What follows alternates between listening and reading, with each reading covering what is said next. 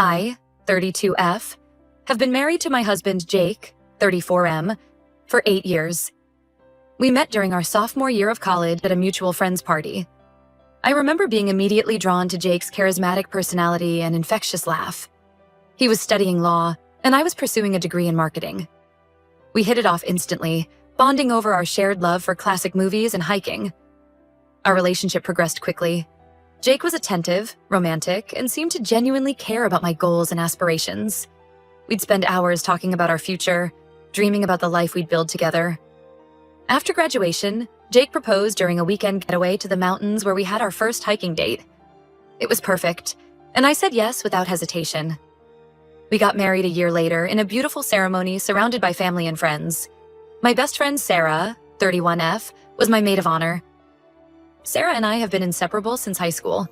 We met on the first day of freshman year when we were assigned as lab partners in biology class. From that day on, we were practically joined at the hip. We helped each other through our first crushes, heartbreaks, family drama, and every major life event. Having her stand beside me on my wedding day felt right. After the wedding, Jake and I settled into married life. We both focused on our careers. I climbed the corporate ladder in a marketing firm while Jake worked long hours at a prestigious law firm. Our schedules were hectic, but we made an effort to keep our relationship strong.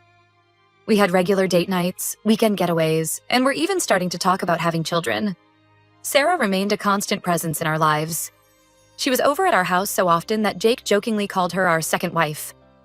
I was grateful to have such a supportive friend, especially when Jake's work started demanding more of his time. About 6 months ago, I began noticing subtle changes in Jake's behavior. He became more protective of his phone, often taking calls in another room or texting late into the night. When I asked about it, he'd brush it off as work-related stress. I wanted to believe him, but a nagging feeling in my gut told me something was off. Around the same time, Sarah was going through a rough patch. She had just ended a long-term relationship and was struggling to find a new job in her field. I tried to be there for her as much as possible, inviting her over for dinners and girls' nights when Jake was working late. Last month, I had to go on a week-long business trip to New York. It was a big opportunity for my career, a chance to land a major client for our firm. Jake was supportive, telling me to go and knock their socks off.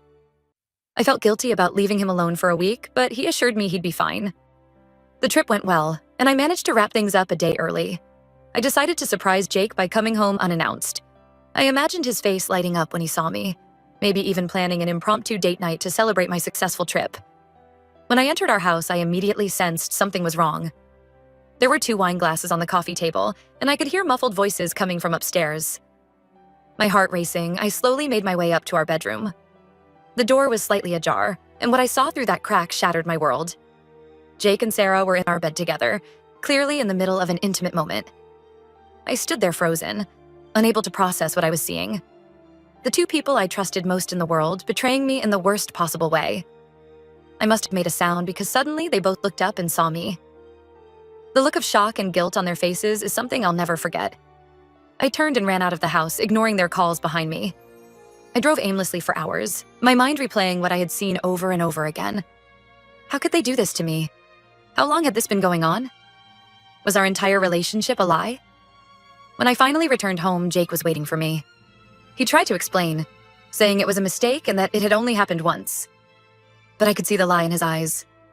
After some pushing, he admitted that he and Sarah had been having an affair for months. I was devastated. Every memory I had with Jake and Sarah was now tainted. All those times Sarah had comforted me when I was feeling neglected by Jake, all the while she was the reason for his distance. The betrayal cut deep, leaving me feeling hollow and lost. I told Jake I wanted a divorce. He begged me to reconsider, promising to end things with Sarah and suggesting we try couples counseling. But I knew in my heart that I could never trust him again. The foundation of our marriage had been irreparably damaged. Before I could take any concrete steps towards divorce, Jake blindsided me. He accused me of being unfaithful, claiming he had evidence of me cheating with a coworker. It was completely false, but Jake was convincing in his accusations. He told me he couldn't trust me anymore and that he wanted me out of the house. I was shocked and confused. I had never been anything but faithful to Jake. It slowly dawned on me that this was his way of trying to control the narrative. As a lawyer, he knew that infidelity could impact divorce proceedings. He was trying to paint me as the unfaithful one to protect himself. I'm currently staying with my younger sister, trying to figure out my next steps. I know I need to file for divorce, but I'm scared. Jake is a skilled lawyer with connections in the legal world. I'm worried he'll use his knowledge and resources to manipulate the situation in his favor. I've started gathering evidence of Jake's infidelity, text messages I found on our shared iPad, credit card statements showing hotel stays on nights he claimed to be working late, anything I can use to prove his affair. I'm determined to fight for what's rightfully mine. The past few weeks have been a roller coaster of emotions. One moment I'm angry, wanting to fight back against Jake's lies. The next, I'm overwhelmed with sadness, mourning the loss of the life I thought I had. I've lost my husband and my best friend in one fell swoop, and I'm struggling to make sense of it all. I feel like my entire life has been a lie. The man I thought I'd grow old with and the friend I believed would always have my back have both betrayed me in the worst way possible. I'm questioning every memory, every moment of happiness, wondering if it was all just a facade. Part of me wonders if I'm overreacting. Maybe I should try to forgive Jake and work things out. But then I remember the look on his face when I caught him, the ease with which he lied to me afterward, and I know I can never trust him again. I'm scared of starting over at 32. Jake and I had our whole future planned out. The house we'd buy, the kids we'd have, the places we'd travel. Now all of that is gone and I'm left trying to reimagine my life without him. The loneliness is the hardest part. I've lost the two people I would normally turn to in a crisis. I find myself reaching for my phone to call Sarah when something happens, only to remember that she's no longer my friend. It's like grieving two losses at once. I know logically that I deserve better than a cheating husband and a backstabbing best friend, but emotionally I'm a mess. I'm second-guessing every decision, wondering if I'm doing the right thing by pursuing a divorce. Am I the asshole for wanting to file for divorce and fight for what's mine? Should I try to forgive Jake and work it out? I don't think I can ever trust him again, but I'm terrified of facing the future alone. Any advice or support would be greatly appreciated. I feel lost and could use some outside perspective on this whole mess. Update 1. It's been 3 months since my last post, and I wanted to give an update on my situation. First, I want to thank everyone for their kind words and advice. Your support has been a lifeline during this difficult time. After much consideration, I decided to go ahead with the divorce. I hired a reputable lawyer who specializes in high-conflict divorces. It was expensive, but given Jake's legal background and attempts to manipulate the situation, I knew I needed someone who could match his tactics. The past few months have been a whirlwind of legal proceedings, emotional upheavals, and personal growth. Jake, as I feared, didn't make things easy. He continued to push the narrative that I had been unfaithful, even going so far as to name a specific coworker with whom I'd supposedly had an affair. It was completely fabricated, but Jake was convincing in his accusations. What shocked me the most was that Sarah backed up his story. My former best friend, the person who had been by my side for over a decade, was now actively trying to destroy my reputation to save her own skin. It was a betrayal that cut deeper than I thought possible. My lawyer advised me to stay calm and let the evidence speak for itself. We submitted the text messages I had found, credit card statements showing hotel stays, and even security camera footage from our neighbor's house that showed Sarah coming and going at odd hours when I was away on business trips. The legal battle has been grueling. Jake has used every trick in the book to try and discredit me or hide assets. There have been countless depositions, meetings with financial experts, and court appearances. It's been emotionally and mentally exhausting, but I'm determined to see this through. Through all of this, I've learned some hard truths about my marriage. Looking back, there were red flags I had ignored. Jake had always been controlling with money, insisting on separate accounts and making me account for every penny I spent. I realize now that he had been preparing for this possibility for years. I also discovered that Sarah wasn't the first. There had been other women throughout our marriage. Some were one-night stands, others were longer affairs. Each revelation felt like a fresh betrayal, forcing me to question every moment of our 8 years together. My family has been my rock through all of this. My sister has let me stay with her, providing a safe haven when everything else feels uncertain. My parents have been helping with legal fees and offering emotional support. I don't know what I would have done without their unwavering support. I've also started therapy to deal with the emotional fallout of all this. It's helping me process my feelings and start to rebuild my self-esteem.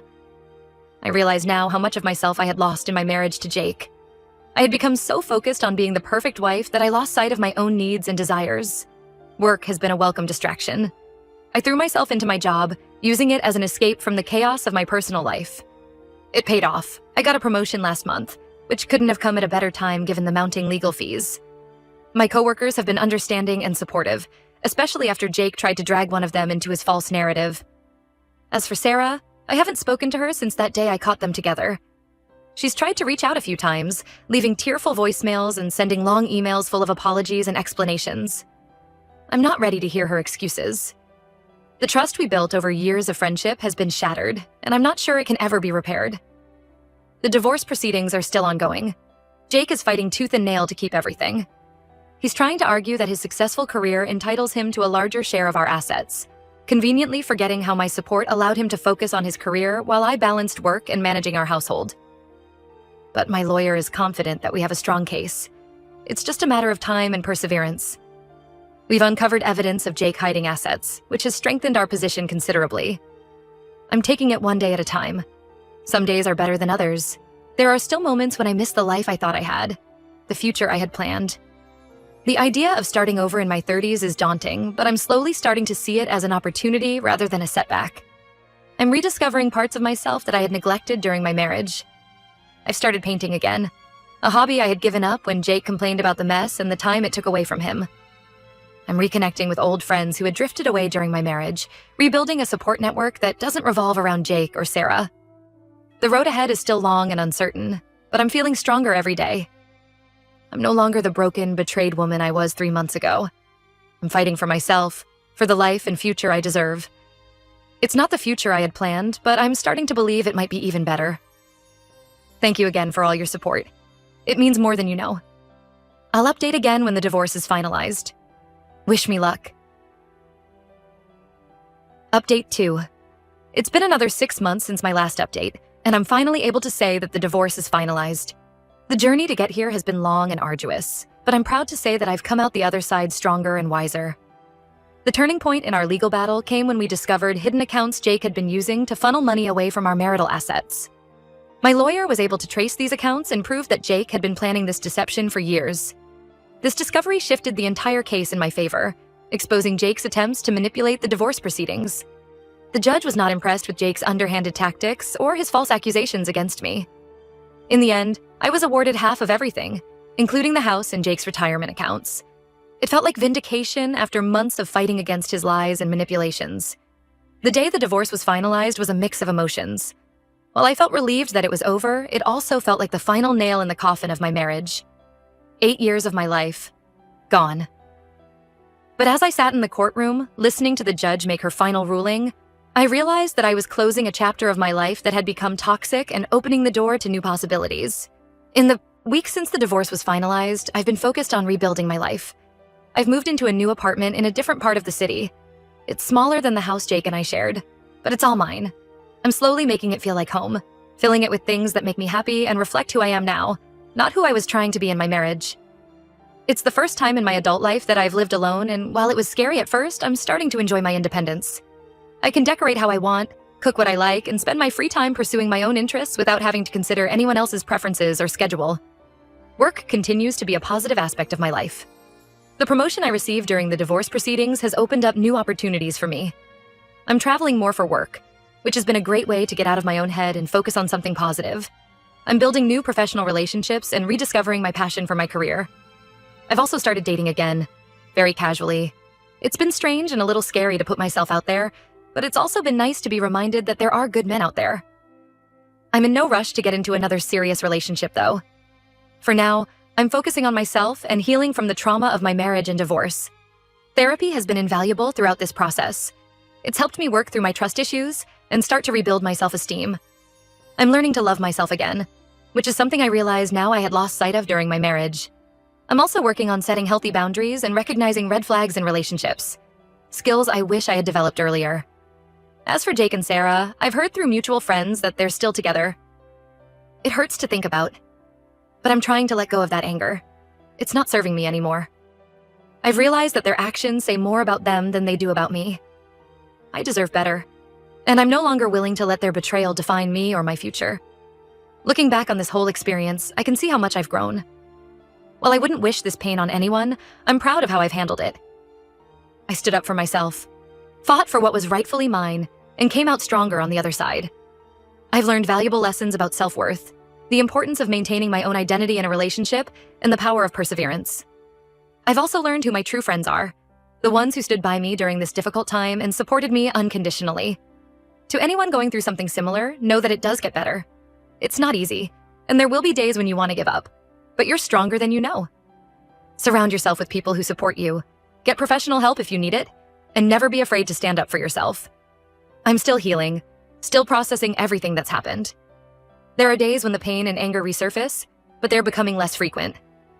I'm learning to be kind to myself, to allow myself to feel whatever emotions come up without judgment. As for me, I'm looking forward to this new chapter in my life. For the first time in a long time, I'm excited about the future and all the possibilities it holds. I'm rediscovering old passions and exploring new ones. I'm rebuilding relationships with friends and family that had been neglected during my marriage.